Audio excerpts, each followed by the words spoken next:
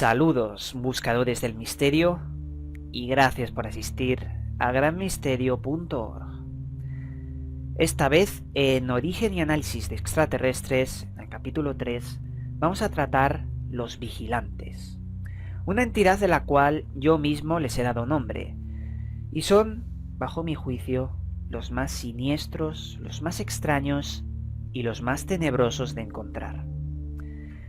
Estos seres se alejan de todo lo que conocemos o idealizamos con otras figuras diferentes que podamos asociar.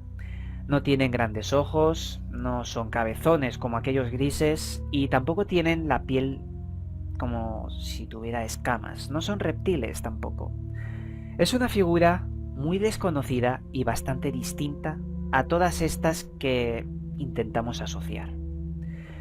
Si describimos el aspecto de los vigilantes, estaríamos hablando de unas entidades oscuras, de un gran tamaño siempre superior a los 2 metros, además de que estas figuras no presentarían rasgos en su cuerpo, similares a sombras bajo la tenue luz de la luna, porque en muchos casos se han encontrado en la noche.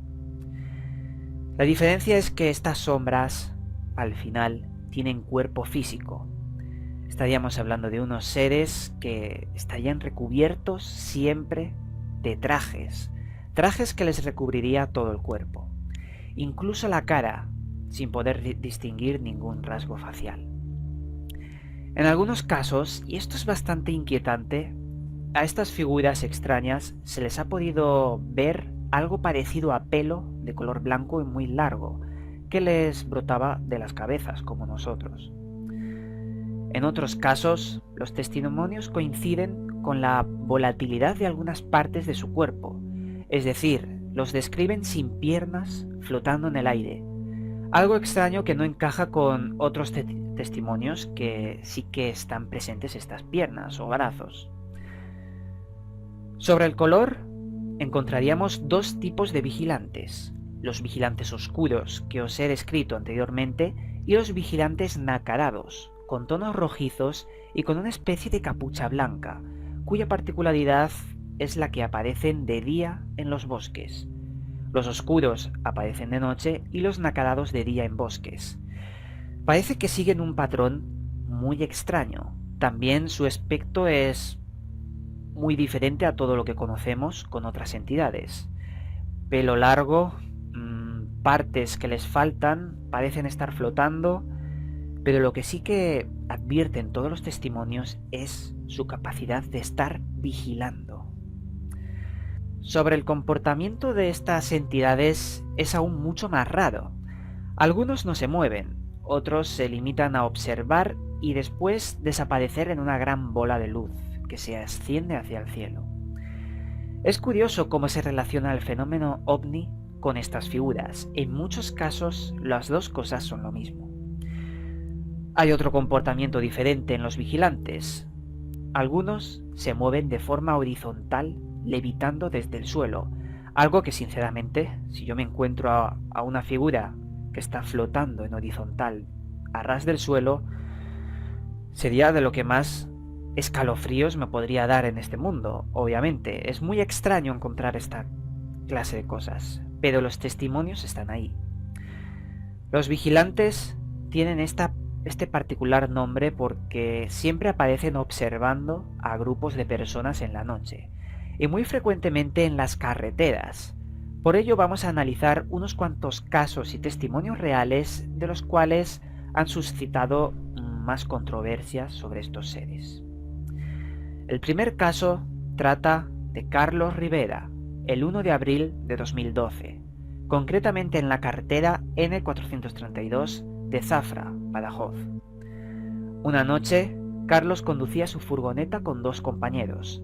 Era una noche como cualquier otra. Ellos iban tranquilos mientras que conducían y hablaban de sus cosas. Pero en la lejanía vieron en la carretera una especie de ser, una extraña figura que se tambaleaba. Ellos pensaron que era una persona que había sufrido un accidente. Sus movimientos parecían muy extraños. Describieron a esa figura como un ser que medía 1,90 m o más de 1,90 m y se fijaron concretamente en su cara. Parecía tener una mandíbula desproporcionada. No se le apreciaron ojos, no se le apreció profundidad en los rasgos, pero sí que pudieron apreciar esta mandíbula. Ellos relataron que este ser tenía una especie de traje uniformado. Mantuvieron la marcha y pasaron de largo, siguiéndole la mirada. Sus palabras textuales fueron las siguientes: sea lo que vimos, yo no quiero volverlo a ver. Infunde una especie de terror, no quiero volverlo a ver en mi vida. Otro caso que también valdría la pena destacar fue el caso de Evaristo Manceras, el 6 de abril de 2012, carretera ex-208 de Trujillo, Cáceres. Evaristo es un testigo de lo que su cuñado vio aquella noche. Ellos iban en coche, uno detrás de otro, hasta llegar a su casa por la carretera ex-208 de Trujillo. Cuando de repente, mientras conducían, vieron una enorme luz.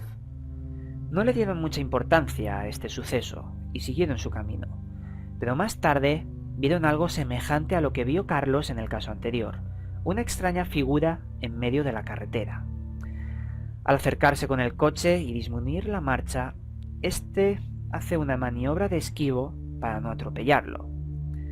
Esta figura la describieron como un ser con pelo de tono blanquecino, con un traje de color negro uniformado y que parecía levitar, además de poseer, según los testigos, una altura de más de 2,5 m. Otro caso sería el del Monte Abantos, Madrid, San Lorenzo del Escorial, octubre del 2011. Dos jóvenes encuentran una extraña figura delgada dando tumbos en la montaña. Parecía un ser moribundo, también como en los casos anteriores.